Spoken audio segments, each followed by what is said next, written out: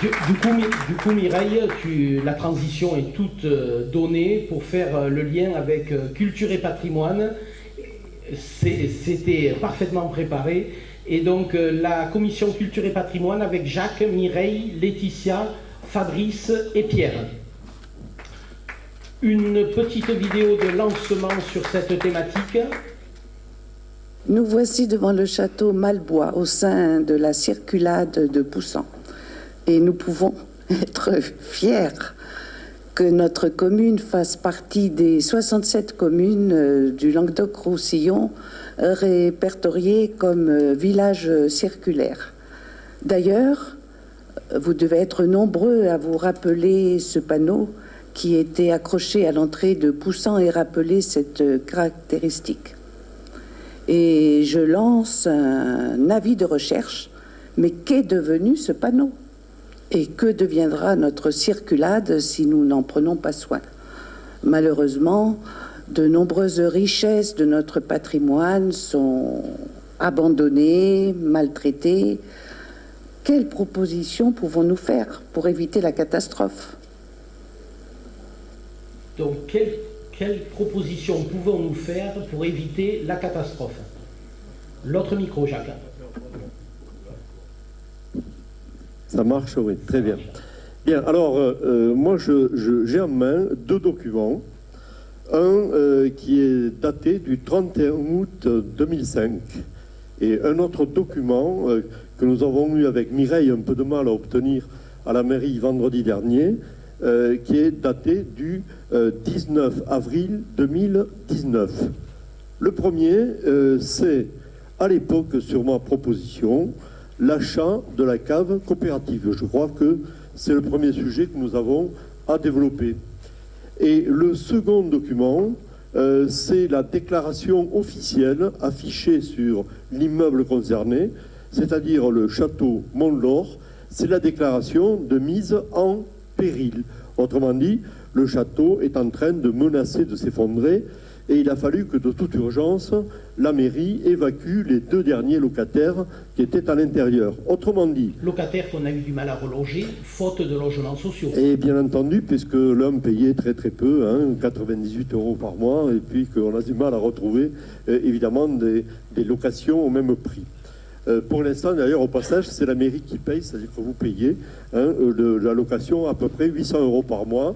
La dette actuelle est déjà de 9 000 € et il est demandé à la mairie, la mairie plus exactement, demande de la rembourser très vite à l'association qui est propriétaire donc de la structure. Alors la cave coopérative. La cave coopérative, nous avons comme projet, comme ambition, depuis le début, c'est pas aujourd'hui, c'est un projet qui a été construit régulièrement, discuté régulièrement dès la période 2005-2006 où des promoteurs concepteurs s'étaient déjà présentés. Alors l'objectif c'est quoi? C'est sur le site de cette coopérative qu'au passage, vous l'avez tous observé, nous avons préservé dans les semaines qui viennent de passer. Oui. Puisque, monsieur le maire, oui, vous pouvez dire que... Alors c'était pas moi qui étais à la manœuvre. Ben oui, tout à fait. Mais alors on va faire comme si vous étiez à la manœuvre, monsieur le maire.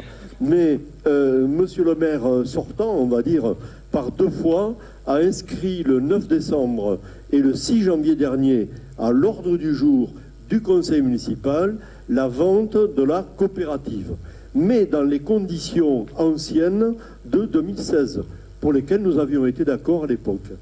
Et nous avons démontré à monsieur le maire l'illégalité des conditions de cette vente. Aussi bien, il a enlevé par deux fois, juste avant le conseil municipal, il a enlevé la délibération de l'ordre du jour. Et donc aujourd'hui... Ce qui dans l'absolu nous va plutôt bien, ça nous permet de mettre en œuvre notre projet dès que nous serons élus. Oui, alors on peut d'ailleurs dire aux contribuables poussanais qu'à l'époque, on a acheté cette coopérative pour une valeur de 70 € le mètre carré, évaluée par les domaines, qu'en 2016, la valeur était de 110 € le mètre carré, et qu'aujourd'hui, elle doit être de l'ordre de 150 € le mètre carré. Ce qui veut dire, poussanais contribuables, que le site de la coopérative, aujourd'hui, vaut au bas mot 1 million d'euros, si ce n'est 1,3 million. c'est important pour la suite du projet. Un point important, Jacques, puisque tu parles de coût au mètre carré, on peut rappeler quand même que le terrain Malesca, le stade de foot Malesca à l'époque, avait été vendu à un tarif de 110 € le mètre carré, ce qui est à peu près le prix qui était envisagé aujourd'hui.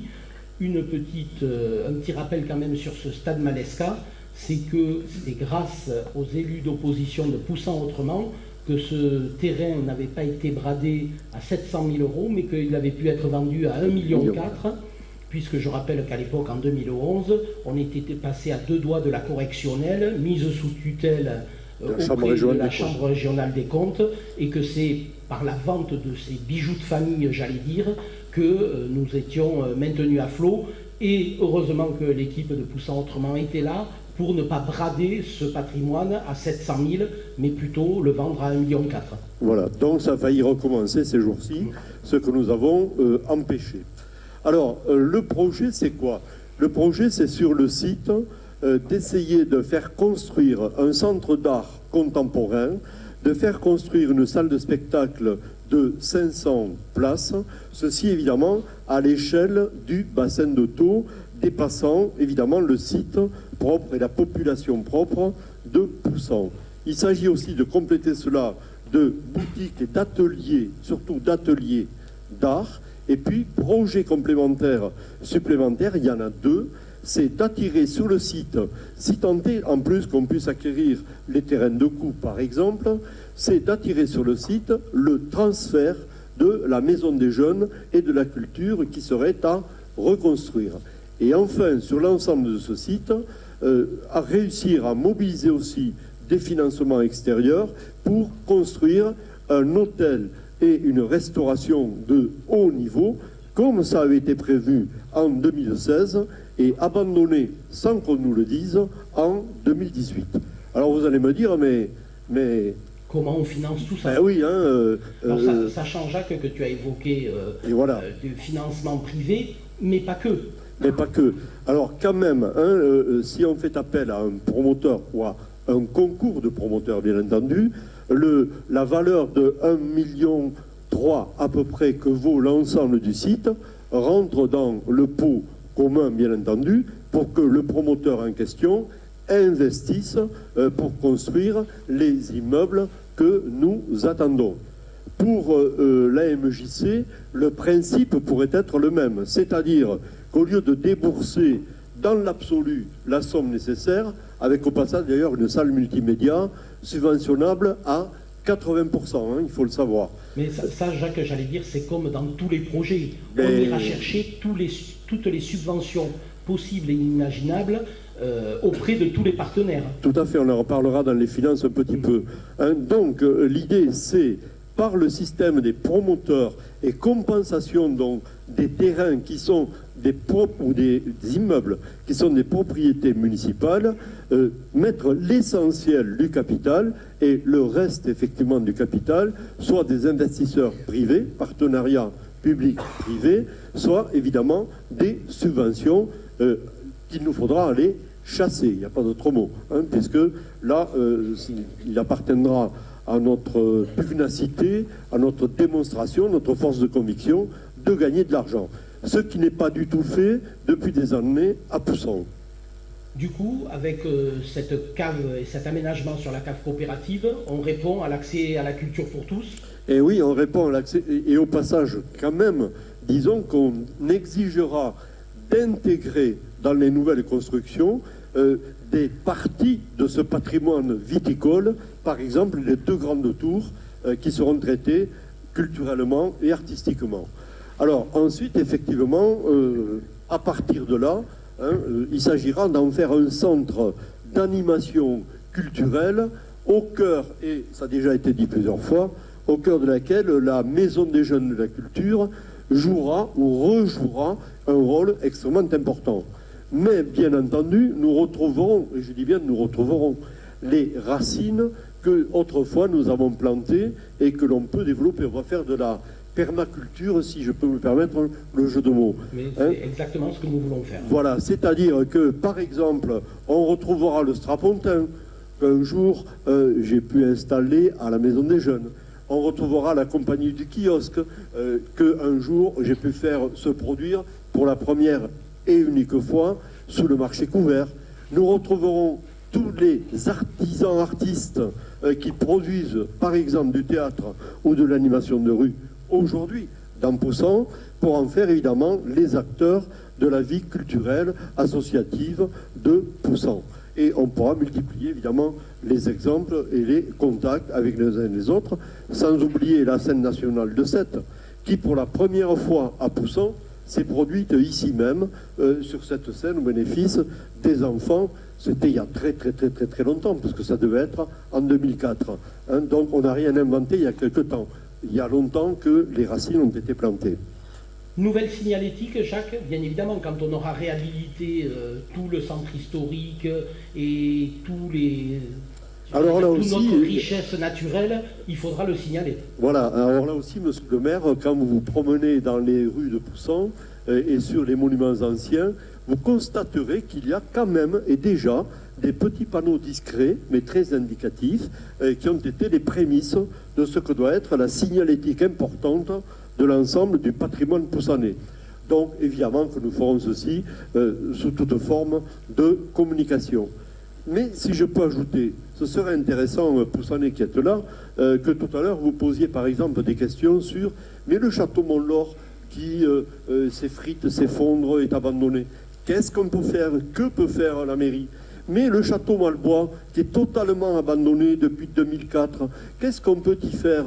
Alors là, je vous garantis qu'on a des réponses précises. Non mais Jacques, on va pas faire poser les questions. Ils poseront les questions qu'ils auront aimé. En effet, s'ils ont ces questions-là, on leur répondra bien volontiers. Mais on ne va pas orienter les débats.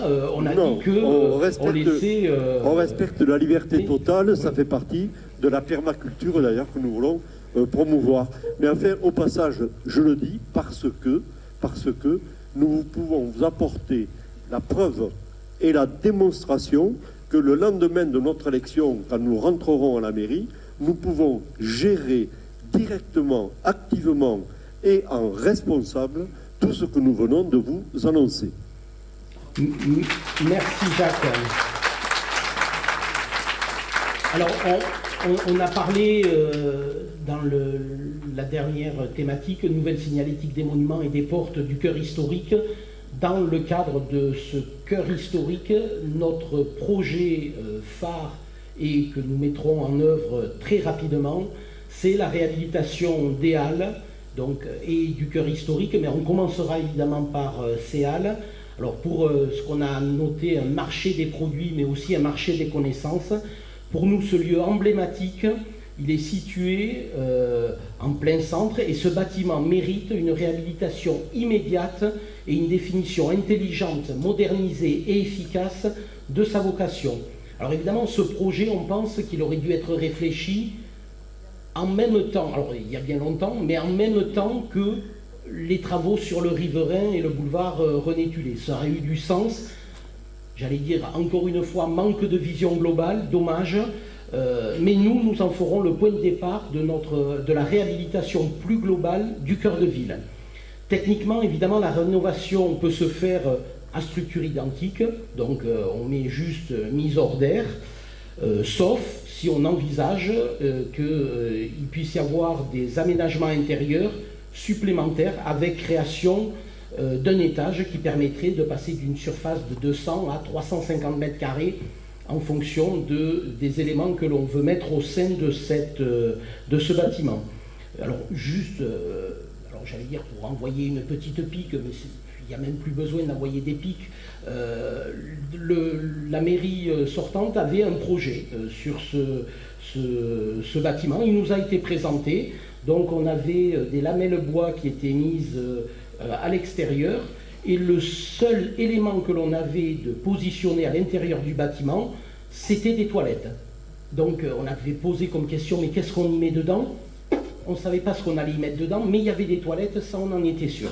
Bon, donc évidemment, notre idée c'est d'avoir un bâtiment au-delà des toilettes. Évidemment, il faudra des toilettes, mais avec une autre fonction. Le coût global prévisionnel, et ça on reviendra sur le volet finance, aux alentours de 500 000 €, que le vote du budget primitif 2020 réalisé le 6 janvier nous permet évidemment de consacrer. Ces 500 000 €, on peut les avoir. Évidemment, ça impose de réorienter par rapport aux dépenses qui ont été envisagées par la municipalité actuelle. Donc plusieurs usages sont prévus au sein de ces halles. Donc les halles, évidemment, ça doit être la vitrine du quartier rénové.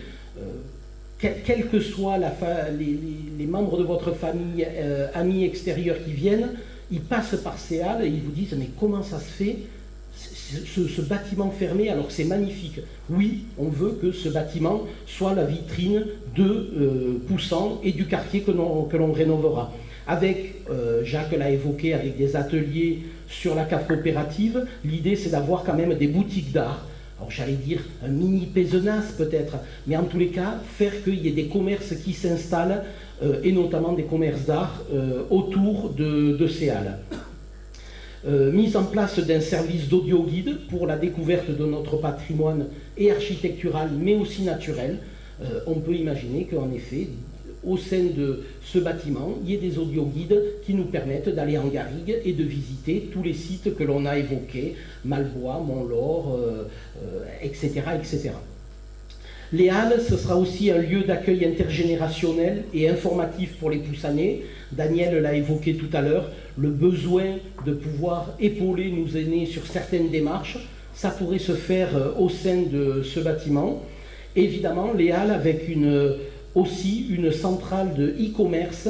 Alors vous allez me dire, ça y est, il va mettre Amazon dans les halles. Non, non, on ne met pas Amazon dans les halles, on fait juste du e-commerce connecté avec les commerçants, les artisans, les prestataires de services locaux.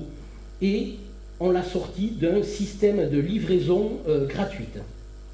Les halles, évidemment, ça a été aussi évoqué tout à l'heure, centre animateur d'un marché du week-end, donc le samedi ou le dimanche, sur le riverain, on bloque la circulation sur le riverain et on met nos commerçants ambulants sur cette partie le samedi ou le dimanche, puisqu'on veut absolument faire revivre ce centre-ville.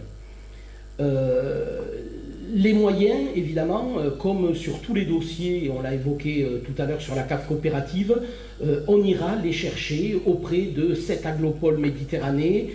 On ira aussi chercher des cofinancements avec les commerçants qui pourront bénéficier du e-commerce ou des services de livraison. Voilà, on ne montera aucun dossier, aucun projet sans que le volet financier ait été réfléchi et puisse être le plus bénéfique possible pour Poussan. Voilà donc ce projet des halles, ce sera notre premier projet qu'on mettra en œuvre dès notre arrivée le 23 mars.